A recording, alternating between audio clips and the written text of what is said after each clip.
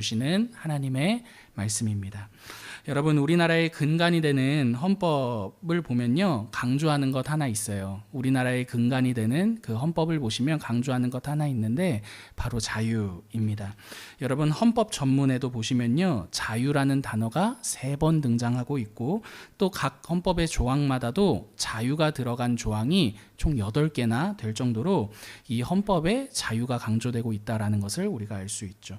제가 법 전문가가 아니기 때문에요, 뭐 법 관련 이야기 하려고 이 이야기를 꺼내는 것이 아니라 헌법이 강조하는 바가 무엇이다? 자유라는 것을 제가 전달하고자 이 말을 하는 것입니다. 여러분, 헌법에서 이렇게 자유를 명시하는 이유가 무엇일까요? 헌법에서 이렇게 자유를 명시하는 이유가 무엇일까요? 사람됨의, 인간됨의 근간을 무엇으로 본다? 자유로 보기 때문입니다. 여러분, 이 말은 제가 하는 말이 아니라요, 칸트 있잖아요, 임마누엘 칸트. 칸트라는 사람이 자신의 쓴 책에서 이런 말을 했어요. 들어보세요. 도덕 형이상 정론이라는 책인데요, 자막 준비했거든요. 한번 눈으로 보세요. 제가 읽어드릴게요. 네. 네, 한번 보세요. 자유는 인간에게 태어날 때부터 주어진 유일한 권리이며 인간됨 그 자체로부터 비롯된다. 이게 칸트가 자신이 저술한 책에서 한 말이거든요. 그러니까 여러분, 무슨 말입니까? 지금 사람됨의 근간을 무엇으로 본다? 자유로 본다. 그리고 헌법에서 그렇기 때문에 강조하는 게 무엇이다? 자유라는 것을 우리가 생각해 볼 수 있습니다. 여러분, 왜 이렇게 설교의 초장부터 헌법, 칸트, 뭐 제가 잘 알지도 못하는 내용 들어서 이렇게 말하느냐 하면 제가 말하고 싶은 바가 있기 때문이에요. 무엇이냐면 사람에게 중요한 것이 무엇이다? 자유라는 겁니다. 근데 이렇게 중요한 자유, 사람에게 이렇게 중요한 자유가 제한되어 있는 상황이 누구의 상황이다? 오늘 본문의 바울의 상황이라는 것입니다. 여러분, 지금 바울의 상황이 어떠한 상황입니까? 자유가 제한되어 있는 상황이죠. 왜 그렇습니까? 바울이 빌립보서를 쓰는 지금 이 상황이 어디에 있다? 감옥에 갇혀 있기 때문입니다.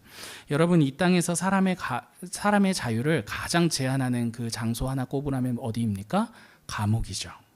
여러분, 지금 바울이 가장 사람으로서 제한된 장소에 머물고 있는 상황이 오늘 본문의 바울의 정황이라는 것이죠. 여러분, 몸이 제한된 장소에 있기 때문에 물리적으로도 이 자유가 제한될 것입니다. 근데 몸이 제한된 장소에 갇히잖아요. 사실 몸만 이렇게 제한받는 게 아닙니다. 몸이 갇히는 순간 무엇도 제한받습니까? 정신과 생각 역시도 제한받는다라는 것을 알 수가 있는 거죠. 여러분, 우리 남성분들은 아시겠지만, 남성분 몇 분 안 되시지만 남성분들은 아시겠지만, 여러분, 우리가 군대 가면 왜 군대가 힘듭니까? 제한받으니까 힘든 것입니다. 물리적으로만 제한받는 게 아니라 군대라는 그 물리적인 제한 안에서 정신적으로도 제한을 받거든요. 그러니까 그 제한, 정신적으로 이 스트레스와 제한받는다라는 그 사실이 무엇을 땡기게 만들죠? 단 것을 땡기게 만듭니다. 저는요, 군대 가기 직전에 초콜릿 잘 안 먹었습니다. 근데 군대 가니까 웬걸 초콜릿이 너무 맛있는 거 있죠. 심지어 어떻게까지 맛있냐면, 제가 화장실에서, 그 더러운 화장실 아닙니까? 군대 화장실 뭐 깨끗할 때도 있지만 뭐 다른 데는 뭐 더럽기도 하거든요. 근데 그 군대 화장실에서 제가 몰래 초코파이를 까서 먹고 있더라고요. 그러니까 여러분, 이게 어디 저만의 경험이겠습니까? 군대 갔다 오신 분들은 다 공감하실 수 있는 내용이죠. 그러니까 여러분, 몸이 제한받을 때는 정신적으로도 제한받는다는 것을 생각해 볼 수 있습니다. 여러분, 지금 바울의 이 상황 있잖아요. 이 바울의 상황, 사람으로서 가장 존중받아야 할 그 자유가 제한되어 있다라는 상황입니다. 근데 여러분, 재밌는 게 있어요. 뭐가 재밌느냐 하냐면, 이렇게 자유가 제한되어 있고 물리적으로나 정신적으로나 때문에 제한받을 수밖에 없는, 자유가 제한될 수밖에 없는 이 바울이 무엇을 말하고 있다? 본문을 통해 자유를 말하고 있다라는 것이죠. 여러분, 그게 오늘 우리가 읽은 이 본문의 내용입니다. 바울이 오늘 본문을 통해 말하고 있는 자유는 3가지예요. 3가지 단어를 통해 자유를 이야기하는데, 먼저는요, 여러분, 기쁨입니다. 그리고 두 번째로는요, 관용입니다. 그리고 3번째로는요, 감사입니다. 기쁨과 관용과 감사를 통해서 자유가 제한되어 있는 바울이 도리어 자유를 말하는 게 오늘 본문의 내용이라는 것이죠. 때문에 여러분, 오늘 저는 설교를 통해서요, 바울이 어떻게 이렇게 자유가 제한된 중에 자유를 말할 수 있었는지에 대해서 나누려고 합니다. 부디 오늘 설교를 통해서요, 이 바울이 말하는 자유를 통해 사실 우리도 자유가 제한되는 것 같은 상황들이 있는데, 그럼에도 그러한 상황 속에서, 그러한 환경 속에서 어떻게 바울과 같은 자유를 말하고 자유를 누리고 자유를 살 수 있는지에 대해서 알 수 있기를 바랍니다. 여러분, 두 가지를 통해서 어떻게 하면 이런 환경에 매이지 않고 자유가 제한받는 상황임에도 불구하고 환경임에도 불구하고 그 상황과 환경에 매이지 않고 자유를 살 수 있는지에 대해서 살피려고 합니다. 여러분, 먼저는요, 두 가지 중에 첫 번째는요, 우리를 자유롭지 못하게 하는 것들이 무엇인지에 대해서 본문을 통해 살펴보도록 하겠습니다. 여러분, 그리고 두 번째로요, 우리가 누릴 수 있게 된 자유가 무엇인지에 대해서 오늘 본문을 통해 살펴보도록 하겠습니다. 여러분, 먼저 첫 번째, 우리를 자유롭지 못하게 하는 것들이 무엇인지 4절부터 6절 한번 같이 읽어볼까요? 4절부터 6절입니다. 주 안에서 시작. 주 안에서 항상 기뻐하라. 말하노니 기뻐하라. 너희 관용을 모든 사람에게 알게 하라. 주께서 가까우시니라. 아무것도 염려하지 말고 다만 모든 일에 기도와 간구로 너희 구할 것을 감사함으로 하나님께 아뢰라. 여러분, 지금 바울의 상황, 감옥에 있는 상황이라 그랬죠. 오늘을 사는 우리들에게 예수님 믿는다라고 해서 바울과 같이 감옥에 갈 일이 있습니까? 없습니까? 여러분, 없습니다. 물론 중국이나 북한 같은 경우는 예수님 믿는다라고 해서 오늘날에도 감옥에 들어가는 상황들이 있지만, 여러분, 우리나라에서 그런 일들은 굉장히 희박하죠. 없다고 봐야 되죠. 때문에 여러분, 바울의 현재의 상황과 같이 물리적으로 감옥에 갇히는 이런 경험들은 우리들에게 쉽게 이해할 수 있는 경험은 아닐 것입니다. 그러나 그럼에도 여러분, 우리가 자유롭지 못한 일들을 경험해요. 마치 감옥에 갇히는 것처럼 무언가 갇히는 경험들을 하더라는 것입니다. 오늘 본문이 그 세 가지에 대해서 말해주는데요. 여러분, 첫 번째는요, 분노입니다. 분노에 갇혀요. 감옥에 갇히듯이 분노에 갇힌다라는 것입니다. 그래서 여러분, 4절 보십시오. 4절 보시면 바울이 무엇하라라고 말하고 있습니까? 기뻐하라 라고 말하고 있죠. 왜 기뻐하라고 말을 하는 것일까요? 여러분, 우리가 무엇으로부터 자유롭지 못하기 때문에? 분노로부터 자유롭지 못하기 때문에 기뻐하라고 말하는 거죠. 여러분, 사람으로서 분노하는 일 있을 수 있는 것입니다. 분노 그 자체가 나쁜 것 아니라는 거예요. 그러나 여러분, 분노해 보신 분들은 아시겠지만 이 분노가 우리를 가만히 내버려 둡니까? 사로잡습니까? 사로잡습니다. 여러분, 다들 분노 안 해보신 것 같은 그런 성자 같은 표정을 짓고 계시면 어떡합니까? 여러분, 분노해 보신 분들은 알잖아요. 그 분노가 우리를 아유 분노했구나 그래 이렇게 하지 않습니다. 분노가 우리를 휘감아 사로잡는 것을 알 수가 있는 거죠. 여러분, 진짜 심하게 분노하면 때문에 뭐가 아픕니까? 몸이 아파요. 여러분, 그렇게까지 분노해 보신 적 여러분들은 없으시지만 저는 있습니다. 여러분, 너무 화가 나면 몸이 막 끙끙 앓습니다. 여러분, 그런 일들이 우리에게 있다라는 것을 알 수가 있죠. 여러분, 부끄러운 얘기지만 제가 말씀드렸듯이 저 역시도 이 분노에 사로잡히고 분노에 갇히는 경험을 합니다. 제가 이 이야기 할까 말까 고민했는데 그냥 편하게 들어주십시오. 제 예를 들어서 설명해 보겠습니다. 여러분, 세상에 이 사람 없으면 안 되겠다 싶어서 고르고 골라서 제 아내와 결혼했습니다. 이 사람 없으면 진짜 안 될 것 같아서 이런 말 하기 그렇지만 조르기도 했습니다. 결혼해달라고 그렇게 따라다녔습니다. 여러분. 근데 여러분, 그렇게 사랑한다라고 해서 결혼했는데 결혼하고 보니까 분노할 일이 있습니까? 있습니까? 여러분이 있습니다. 근데 분노도 그냥 분노 이게 아니라 그 분노에 사로잡히고 분노에 갇힐 정도로 제가 사랑하는 아내에게 분노하는 그런 경험들을 합니다. 분노에 몰입합니다. 아내에 대한 섭섭함을 극대화합니다. 근데 여러분, 재밌는 거는요, 그렇게 분노에 사로잡히고 분노에 갇혔는데 시간이 지나면 왜 화났는지 잘 기억도 나지 않아요. 여러분, 물론 기억나는 거 있죠. 근데 대다수 그렇게 몰입했을 정도의 기억이 나지 않더라는 겁니다. 제가 하고 싶은 말이 무엇이냐 하냐면, 여러분, 시간이 지나면 기억도 나지 않는 그 분노, 근데 그 분노에 누가 사로잡히고 누가 갇힙니까? 우리가 사로잡히고 우리가 갇히게 되더라라는 것이죠. 여러분, 이렇게 감옥에 갇힌 적은 우리가 없을지라도 어디에 갇힌다? 분노에 갇히더라는 겁니다. 여러분, 근데 이렇게 분노에 갇히게 되잖아요. 자연스럽게 우리가 또 갇히게 되는 영역이 있어요. 무엇인지 아십니까? 나의 오름에 갇힙니다. 나의 오름에 갇혀요.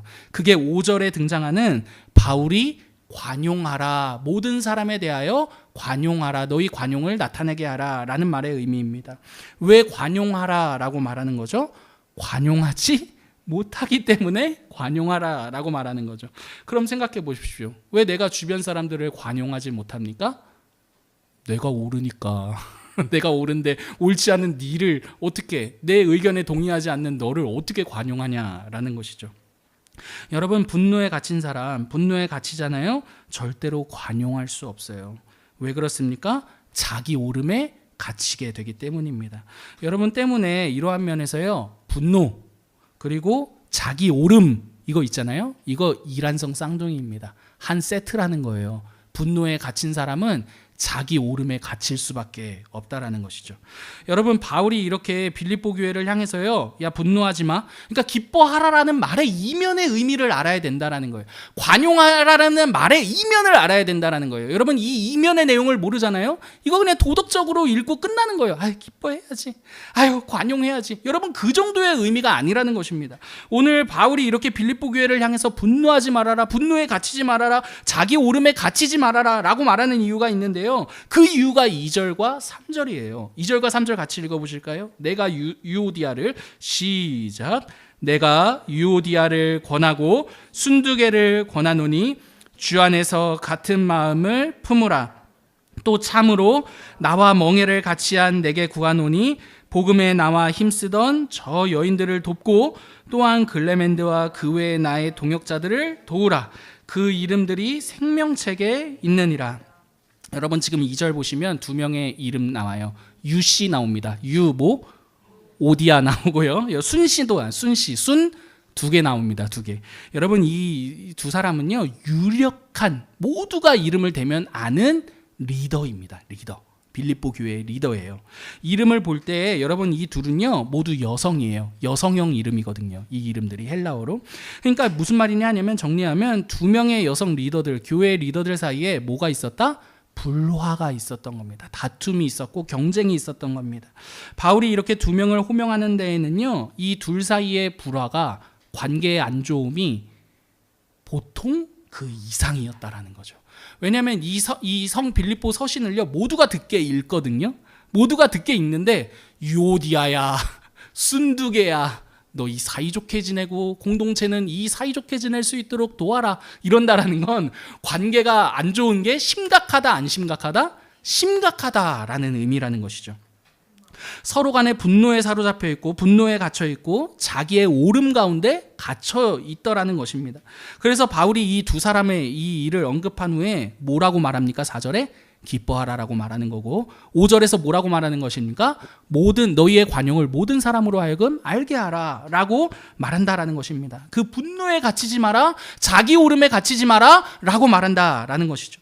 사랑하는 여러분, 오늘 우리가 사는 이 시대에서요, 바울과 같이 감옥에 갇히는 일들은 우리에게 찾아볼 수 없을 것입니다. 그러나 여러분, 빌립보 교회와 이 빌립보 교회의 두 리더와 마찬가지로 이 분노와 자기 오름에 갇히는 경우는 있다 없다? 얼마든지 가능하고 얼마든지 있다라는 게 오늘 우리의 삶을 통해 알 수 있는 내용이라는 거죠. 여러분, 우리의 삶을 보십시오. 우리 역시도요, 이 유씨와 순씨와 같이 얼마든지 서로의 이 관계 사이에, 관계로 인한 그 분노와 자기 오름에 갇혀 살 수 있습니다. 여러분, 아내에 대한 분노, 제가 말했잖아요. 아내에 대한 분노에 갇혀 살 수 있어요. 하루 종일 기분이 나빠요. 밥을 먹어도 기분이 나쁘고, 저는 자유롭게 다니거든요. 근데 그 분노가 저를 가둔다니까요.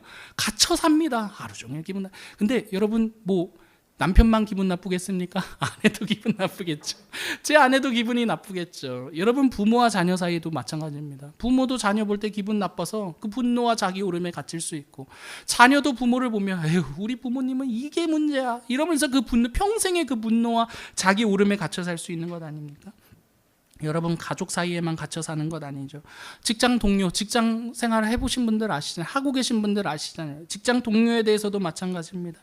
상사에 대한 분노가 그냥 지나치는 수준이, 털고 말자, 이 수준이 아니라 상사에 대한 그 감정과 태도까지도 결정하는 일들이 있어요. 여러분, 왜 상사에 대한 우리의 태도와 감정이 좋지 못한 거죠? 무엇에 갇혀 있기 때문에? 분노와 자기 오름에 갇혀 있기 때문이라는 것을 생각해 볼 수 있는 것이죠. 사랑하는 성도 여러분, 이렇게 분노에 갇혀 사는 거, 이렇게 자기 오름에 갇혀 살아서 정작 진짜 자유를 잃는 모습이거든요. 그게 그렇게 그것들에 갇혀서 자유를 잃는 이 모습은요, 비단 이런 관계에만 있는 것이 아니에요. 여러분, 우리가 살면서 경험하는 여러 사안들에 대해서도 이렇게 갇혀 살 수 있다라는 거예요. 여러분, 저는 최근에 우리나라를 볼 때요, 이렇게 분노와 자기 오름에 가두는 대표적인 영역이 정치라고 생각합니다. 설교에서 정치 언급하지 말랬는데 여러분, 그럼에도 여러분 들어주십시오. 저는 정말 사랑해서 하는 말이니 들어주십시오. 여러분, 모두가 분노에 갇혀 있죠. 모두가 자기 오름에 갇혀 있죠. 여러분들은 그러지 않으실 것 같아요. 여러분들은 한 분도 그러신 분이 아무도 없는 것 같아요. 맞습니까? 여러분, 아무도 없는 것 같아요. 근데 여러분, 저는 목회자로서요, 여러분들 외에도 다양한 분들을 만나고 다양한 분들의 이 정치적인 입장을 듣게 됩니다. 저는 그 정치적인 입장 모두가요, 우리나라를 여기까지 오게 한 나름의 역할들이라고 생각합니다. 어떻게 100% 선이 있을 수 있겠습니까? 그 100% 선은 주님밖에 없으신데 왜 100% 선인 것처럼 말하는지는 모르겠지만 여러분들은 안 계세요. 정말 오해하지 마십시오. 권 목사가 또 나를 타겟하는구나. 여러분, 이런 생각하지 마십시오. 여러분, 나름의 역할들이 있다 생각해요. 근데 문제는요, 여러분, 분노에 갇히는 것이고 자기 오름에 갇히더라는 것입니다. 사랑하는 성도 여러분, 기억하십시오. 감옥에만 갇히는 게 자유를 잃는 게 아닙니다. 그 분노에 갇히고 그 오름에 갇히는 건 역시도 무엇을 잃는 것이다? 자유를 잃는 것이라고요. 여러분, 이 말을 절대로 오해하지 마십시오. 저는요, 여러분, 정의롭지 못한 것에 대해서요, 옳음을 말해야 되고 분노를 말해야 되는 거, 그거 나쁘다라고 말하는 게 절대 아닙니다. 옳은 건 말해야 될 때 말해야죠. 분노해야 될 때 분노해야죠. 그러나 여러분, 분노에 갇히고 자기 옳음에 갇히는 것은 옳은 것을 말해야 될 때 말하고 분노해야 될 때 분노하는 것과 다른 겁니다. 갇히는 건 다른 거예요.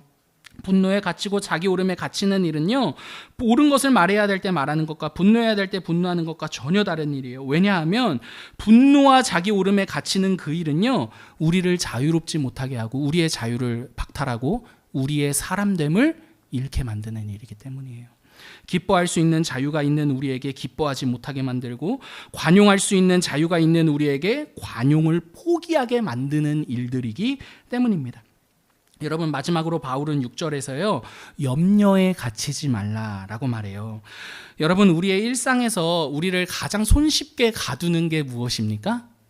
염려잖아요. 그죠? 염려. 정말 염려는, 분노는 한 번씩 가둬. 그죠? 일주일에 2-3번 정도 가둔다 치면, 염려는요, 시도 때도 없이 가둡니다. 그죠? 오늘 이렇게 말씀 듣고서 나가는 길에 바로 염려에 사로잡히는 분들 분명 계실 겁니다. 저도 마찬가지고요. 여러분, 염려와 불안은요, 우리 시대가 어떠한 시대인지 말해주는 핵심적인 키워드인 것 같아요. 다양한 염려가 있을 거예요. 대학생들, 우리 유일한 대학생 한 명 있는데, 여러분, 대학생들은 나중에, 지금은 아니겠지만 나중에 여러분 졸업할 때 되면 취업에 대한 염려가 있을 거예요. 직장인들 어떻습니까? 결혼에 대한 염려. 유일한 대학생 2명 있네. 미안해. 여러분, 직장인들 여러분, 어떤 염려 있겠습니까? 결혼에 대한 염려 있을 수 있을 거고요. 경제적인 안정에 대한 염려 있을 수 있을 거예요. 결혼한 후에 어떻습니까? 염려가 걷어지답니까? 아니에요. 자녀에 대한 염려 있어요. 저 요즘 자녀에 대한 염려 큽니다. 어르신들 어떻게 자녀를 키우셨습니까? 존경스럽습니다. 여러분, 정말 왜 이렇게 오늘 수다스럽게 설교를 하는 걸까요? 만담처럼. 그냥 편하게 들어주십시오, 여러분. 편하게. 여러분, 자녀를 다 키운 우리 노년의 우리 성도님들 생각해 보십시오. 어떤 염려 있습니까? 자녀에 대한 염려 여전하시겠죠. 손주에 대한 염려까지 추가되셨겠죠. 근데 여러분, 어떤 염려 더 있으시겠습니까? 건강에 대한, 내 노년에 대한, 이 건강에 대한 이 염려 있을 것입니다. 여러분, 우리의 평생에 우리를 따라다니며 우리를 가두는 것 중에 하나 뭐라고요? 염려라는 것이죠. 염려요. 여러분, 이 염려에 갇히면요, 우리 안에 일어나는 일이 있어요. 무엇인 줄 아세요? 감사를 잃어버리게 되는 것입니다. 여러분, 염려가 깊어지면요, 삶의 모든 영역이 다 비관적으로 보이거든요. 그러니까 감사할 수가 없는 거죠. 직장인들이 미래에 대한 염려 깊어질 때 결혼에 대해서 비관적이게 될 것이고, 경제적으로 먹고 사는 일에도 비관적이게 될 것입니다. 지금은 조금 덜하기는 하지만 옛날 여러분, 어르신들, 청년들 사이에 한국어를 뭐라고 불렀는 줄 아세요? 헬조선. 지옥 같은 이 대한민국. 여러분 이렇게 염려가 깊어지니까 여러분 비관적으로 우리나라와 미래를 보게 되는 거죠. 여러분 저는 이 헬조선이라는 이 단어가요, 염려가 깊어졌기 때문에 우리 입에서 나온 단어라고 생각합니다. 여러분 이렇게 우리 모두는요, 각자의 영역에서 염려가 깊어질 때 삶을 어떻게 본다? 비관적으로 보고 감사하지 못하게 되는 거죠. 감사를 잃어버리게 되는 거죠. 여기까지의 내용을 한번 정리해 볼게요. 사랑하는 성도 여러분, 오늘 본문은요, 우리가 감옥에 갇히지 않았을지라도 우리를 가두고 우리의 자유를 박탈하는 것들에 대해서 말해줍니다. 오늘을 사는 우리요, 바울과 같이 감옥에 갇히지 않아요. 근데 여러분, 감옥에 갇히는 것만이 자유를 잃는 게 아니에요. 여러분 이게 너무나 중요합니다. 감옥에 갇히지 않을지라도요, 우리를 얼마든지 가두는 것들이 존재하고 우리가 마땅히 누려야 할 자유를 누리지 못하게 하는 것들이 있다라고 오늘 본문이 우리에게 말해주는 것입니다. 그래서 바울은 감옥에 갇히지 않은 빌립보 교회를 향해서 이렇게 말해요. 기뻐하라. 분노에 갇히지 말라라는 거죠. 관용하라. 뭐라? 자기 오름에 갇히지 말아라. 감사하라. 왜? 염려에 갇히지 말라라고 말한다라는 것입니다. 여러분 지나친 분노가요, 기쁨이라는 자유를 잃게 만들고요, 지나친 오름이요, 관용이라는 자유를 잃게 만들고요, 지나친 그 염려가요, 우리로 하여금 감사를 잃게 만듭니다. 감사의 자유를 박탈한다라는 것이죠. 오늘을 사는 우리 삶 생각해 보십시오. 우리 분노에 갇힐 수 있어요. 분노에 갇히는 데서 끝나는 게 아니라 분노에 갇히잖아요. 마땅히 누려야 할 자유를 잃는 거예요. 자유를 잃었구나. 내가 분노했구나가 아니라 분노에 갇히는 순간 기쁨의 자유를 잃는 거예요. 자기 오름에 갇히는 순간 관용이라는 자유를 잃는 거예요. 염려에 갇히는 순간 감사할 자유가 있는 우리가 그 자유를 잃게 된다라는 것이죠. 그렇다면 여러분, 우리들이 이렇게 지키고 누려야 할 자유, 이 내용을 좀 더 심화해서 살펴보면 좋겠어요. 이게 설교에 나눌 두 번째 내용인데 나누고 마치도록 할게요. 여러분, 우리가 이미 언급한 대로 기뻐하는 것이고, 자유라는 게 기뻐하는 것이고 관용하는 것이고 마지막으로 무엇하는 것이다? 감사하는 것이다 라고 했잖아요. 근데 여러분 이거는요, 이 이면의 이야기를 계속 우리가 이해해야 돼요. 성경을 깊이 이해하려면 액면 그대로 그 이면의 이야기, 더 깊은 이야기를 생각해 봐야 돼요. 여러분 이건 단순히 기뻐해라, 관용해라, 감사해라 이런 어떤 도덕적인 계명으로서 언급하는 내용이 아니라요, 좋은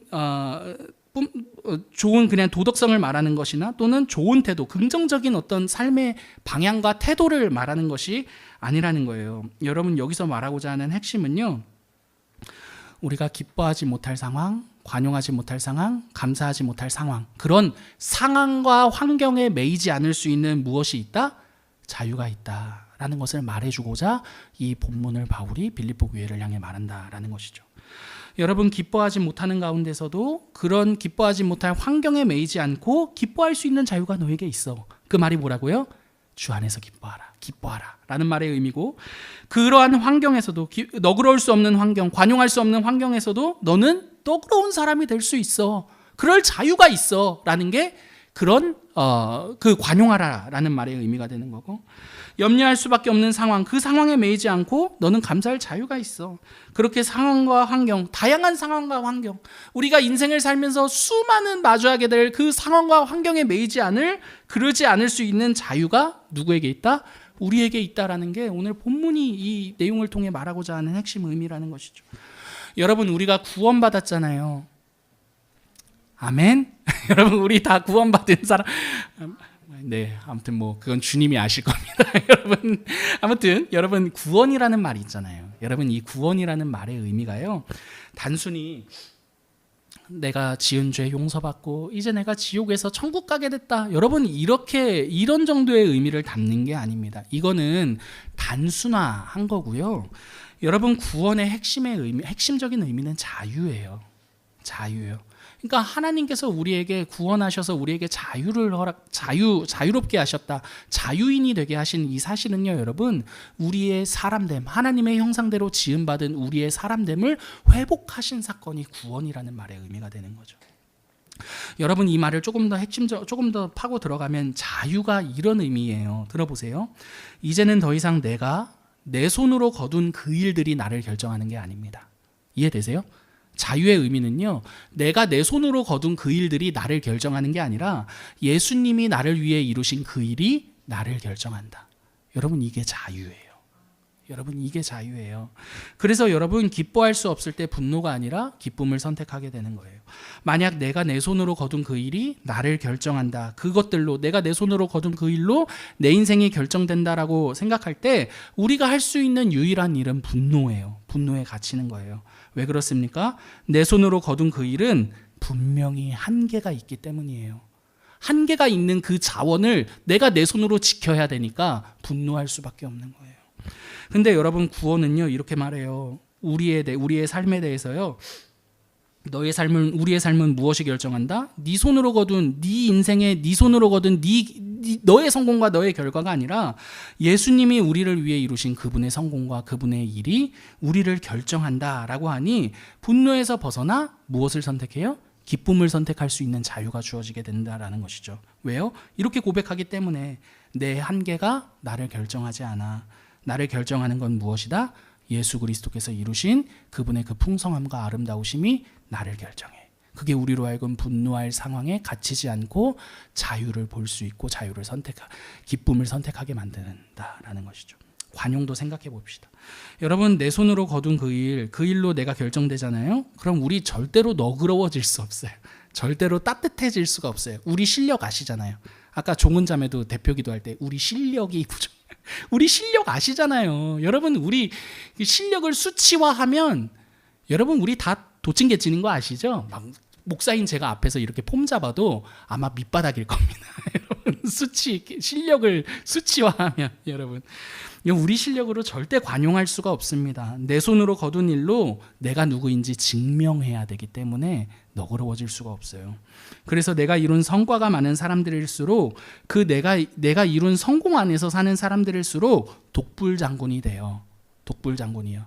왜냐하면 내 손으로 내가 이룬 그 일로 나를 증명해야 되기 때문에 너그러워질 수 없고 양보할 수 없는 거죠. 양보하는 순간 내 존재가 부정되니까. 하지만 여러분, 내가 이룬 성과로 나를 증명하지 않고 예수님이 나를 위해 이루신 그 일로 나를 증명하는 사람, 그 가운데 사는 사람은요, 얼마든지 너그러워질 수 있고 나의 오름에 목숨을 걸지 않을 수 있어요. 그게 뭐가 중요해? 그게 뭐가 중요해?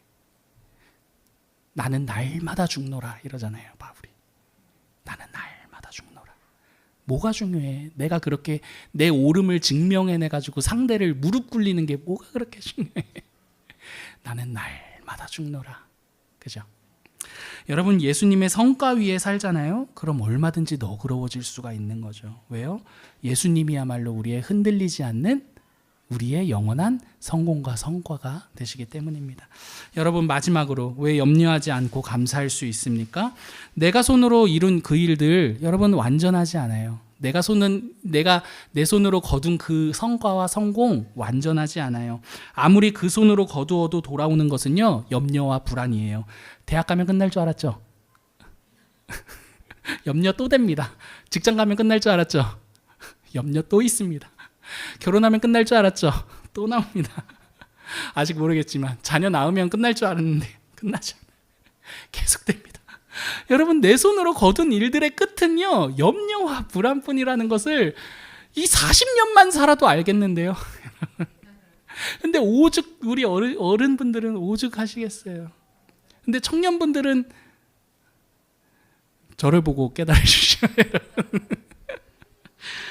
여러분, 우리 손으로 거두어도 돌아오는 것은요, 염려와 불안이에요. 우리 손으로 거둔 일의 한계가 우리로 하여금 더를 외치게 하기 때문입니다. 그러나 우리의 삶에 예수님이 이루신 그 일이 우리의 온전함이 된다라는 것을 아는 사람은요, 염려를 넘어 만족하고 감사할 수 있게 되는 거죠. 왜냐하면 예수님이 자신의 손으로 거두신 그 일이 우리가 우리의 손으로 거둔 일보다 더 완전하고 더 아름답다라는 것을 알기 때문인 거죠. 그러니까 여러분, 내 손으로 거둔 그 결과가 없다고 실망하지 마세요. 주님이 우리를 위해 거두신 그 일이 더 크고 온전해요. 우리가 어떠한 일을 거두었든지 간에요. 여러분 때문에 그분을 생각할 때 염려에 놓여 감사를 선택할 자유가 있다는 것을 알게 되는 거죠. 사랑하는 성도 여러분, 그래서 오늘 본문을 유심히 보잖아요. 바울이 이렇게 기뻐하라, 관용하라, 감사를 언급하면서요, 빠지지 않고 말하는 한 분이 계세요.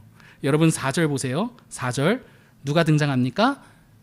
주 안에서 기뻐하라.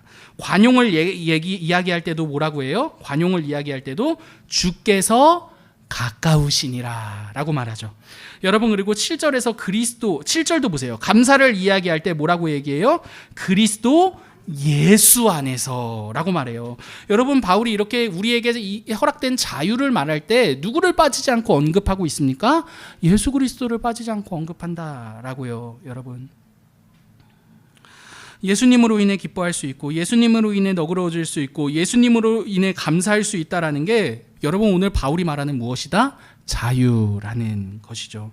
여러분, 자유는요, 단순히 갇히지 않고요, 내가 내 마음대로 할 수 있는 그 상태가 자유가 절대 아닙니다. 누구를 반석 삼아 사는 삶?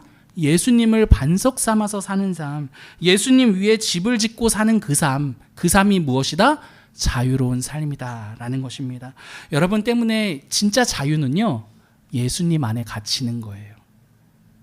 여러분, 진짜 사랑할 때 그 김종서 씨가 부른 아름다운 구속이라는 노래가 있습니다. 맞나? 기억이 안 나는데, 아무튼 그 가사 제가 기억하는 바로 따지면 뭐라고 하냐면, 사랑하는 너에게 구속되고 싶어. 그것이야말로 나에게 아름다운 구속이야. 왜 그렇게 말하는 거죠? 사랑하는 존재에게 소속할 때 우리는 그 어떠한 것보다 비할 수 없는 영원하고 아름다운 자유를 맛보기 때문입니다. 그래도 결혼하신 분들은 수긍해 주셔야 되는 거 아닙니까? 왜 다들 그거는 구속이야 막 이런 표정으로 보십니까? 여러분, 무슨 말인지 아시겠죠? 여러분, 진짜 자유는요, 예수님께 완전히 소속될 때입니다. 여러분, 우리는 소속되는 것을 자유롭지 못하다라고 생각하는데, 여러분, 그렇지 않아요. 아무 곳에도 소속되지 않은 그 사람이 정말 자유를 잃어버린 삶입니다. 여러분, 이 세계에 돌아가는 그 세상은 지금 이런 거 보면 가끔 난민에 대한 이야기가 나와요. 어느 나라에도 소속되지 못한 사람, 그 사람이 자유롭습니까? 아니면 건강하고 튼실한 나라에 소속된 그 국적을 가진 사람이 자유롭습니까? 여러분, 당연히 후자예요. 이해가 되시나요? 여러분, 진짜 자유는요, 온전하고도 완전하고 아름다운 예수 그리스도께 갇히게 될 때 진짜 자유가 우리에게 허락되는 것입니다. 그래서 여러분, 바울은요, 자신이 누리는 자유를 이렇게 정리해서 말하고 있어요. 아주 유명한 구절인데, 빌립보서 4장 11절에서 13절. 이거는 이따 띄워주세요. 네, 이건 우리 눈으로 성경을 볼까요? 4장 11절에서 13절 같이 읽어볼게요. 내가 궁핍함으로, 시작. 내가 궁핍함으로 말하는 것이 아니라 어떠한 형편에든지 나는 자족하기를 배웠노니, 나는 비천에 처할 줄도 알고 풍부에 처할 줄도 알아. 모든 일 곧 배부름과 배고픔과 풍부와 궁핍에도 처할 줄 아는 일체의 비결을 배웠노라.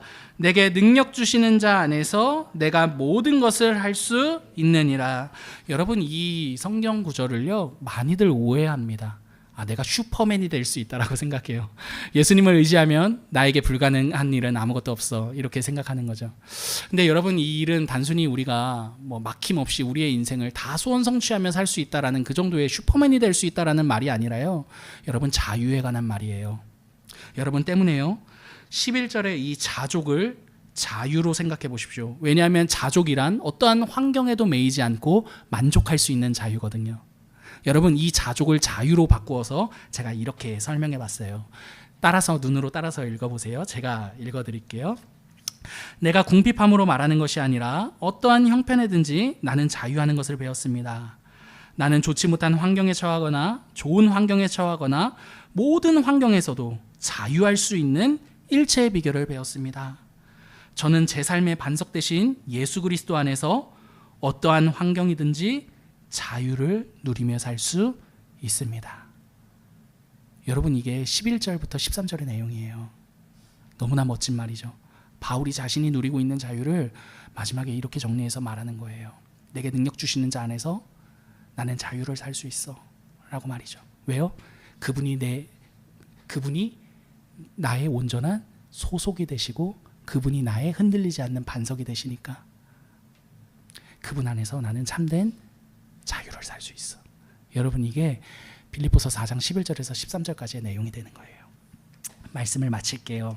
사랑하는 우리 커먼그라운드 교회 성도 여러분, 여러분 진짜 사랑해요.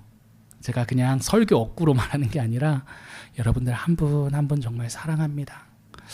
제가 설교를 어떤 마음으로 전해야 될까 늘 항상 고민해요. 근데 연소하고 연약하잖아요. 그러니까 어떤 때는 설교 이거 내용 너무나 좋은데 막 이러면서 막 끝내주는데 막 이런 마음이 막 있을 때도 있어요. 너무 재수 없나요? 여러분 용서해 주십시오. 재수라는 단어를 용서해 주십시오. 여러분, 근데 제가 어제 곰곰이 묵상하는데 이 이야기들을 내가 하는 데 있어서 어떤 마음으로 이 이야기를 전하면 좋을까 고민 많이 했어요. 근데 여러분, 하나님께서 정말 여러분 한 분 한 분 얼굴 떠올리게 하면서 사랑으로 전해야겠다 생각이 들었어요. 여러분, 정말 사랑으로요. 정말 여러분들이 분노에 갇히거나 자기 오름에 갇히거나 염려에 갇히지 않았으면 하는 그 삶을 간절한 마음을 담아 설교해야겠다라는 마음을 갖게 되었어요. 사랑하는 성도 여러분, 저는요 우리의 삶에 허락된 이 자유를요 우리가 함께 바라볼 수 있었으면 좋겠어요. 여러분, 우리의 삶이 예수 그리스도 위에 세워져 있다는 것을 기억하십시오.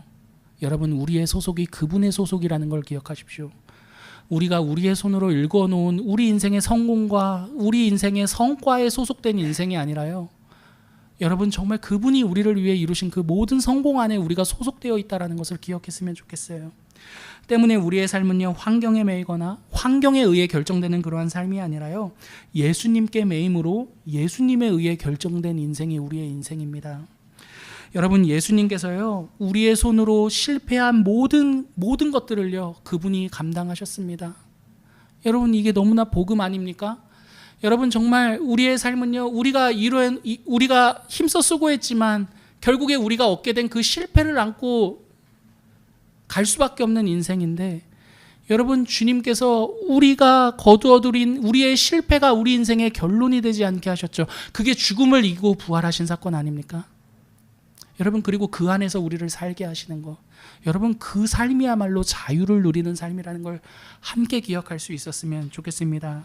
사랑하는 성도 여러분, 그러므로 환경이 우리를 결정했다라며 우리를 몰아세우는 그 분노로부터 돌아서서요 기쁨을 함께 노래할 수 있었으면 좋겠어요. 서로를 향해 또는 직장 동료를 향해 조금 더 너그럽거나 따뜻해질 수 있었으면 좋겠습니다. 여러분, 무엇보다 마지막으로요 염려로부터 자유로울 수 있었으면 좋겠어요. 그리고 도리어 더 나아가 그분을 향한 감사를 노래하시기 바랍니다. 왜요? 그분이 우리의 모든 실패를 가져가셨거든요. 그리고 우리에게 자신의 모든 성공을 안겨다 주셨거든요. 그분의 그 성공을 함께 노래하며 그분의 그 아름다우심을 함께 노래하며 우리에게 주어진 이 신앙의 여정을 자유를 누리며 살아가는 저와 여러분 되기를 간절히 기도합니다. 우리에게 주신 말씀 생각하면서요 함께 찬양했으면 좋겠습니다. 주가 보이신 생명